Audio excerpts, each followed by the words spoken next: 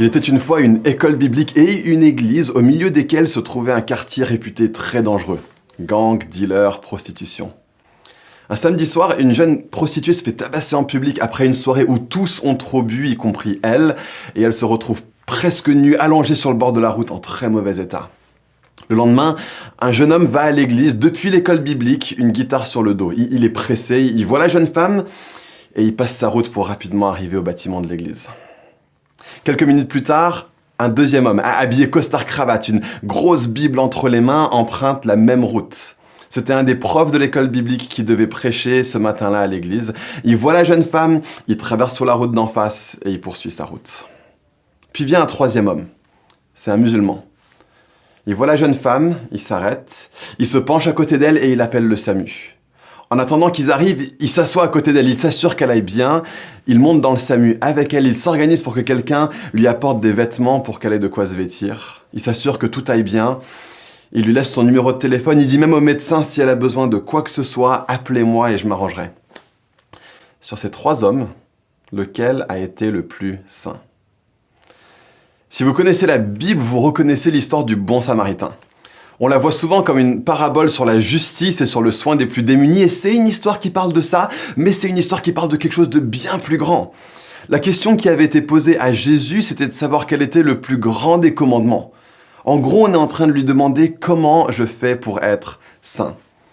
Et la raison pour laquelle je sais que c'est cette question-là que Jésus a en tête quand il raconte son histoire, c'est parce que habituellement, dans son histoire, il s'en prend aux pharisiens et aux docteurs de la loi.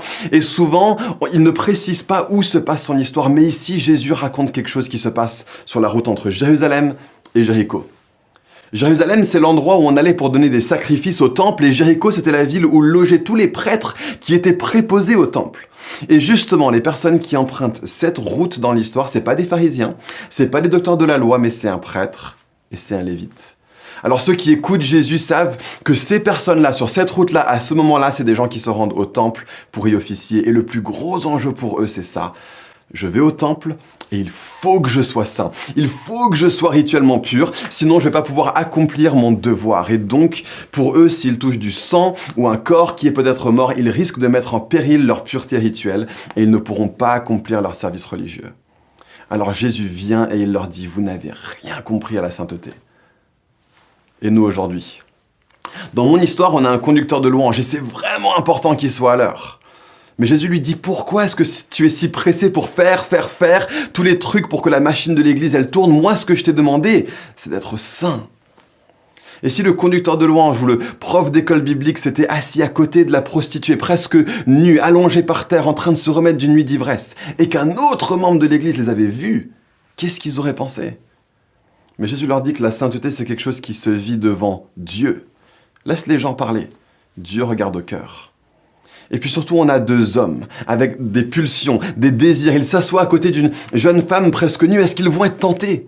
Est-ce qu'ils vont tomber dans le péché? Est-ce qu'ils vont être entachés par cette femme? C'est ça l'enjeu et le sens principal de cette parabole sur le prêtre et sur le lévite. On a une mentalité qui vient et qui dit « je ne veux pas être contaminé par le monde », mais Jésus vient et il renverse la vision de la sainteté.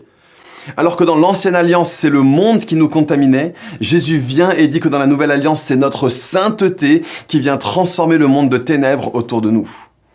C'est quand même fou que quelqu'un qui n'est pas croyant, mais qui agit comme Jésus au milieu du monde, a plus d'impact qu'un chrétien qui croit toutes les bonnes choses, mais qui reste enfermé dans ses quatre murs de religiosité, de légalisme et de peur.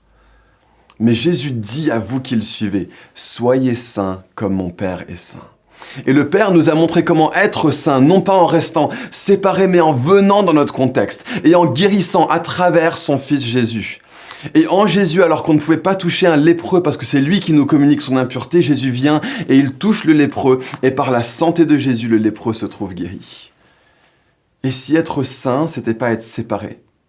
Alors on sait que le mot saint, ça veut dire mis à part, consacré, mais mis à part, ça ne veut pas dire être séparé d'eux.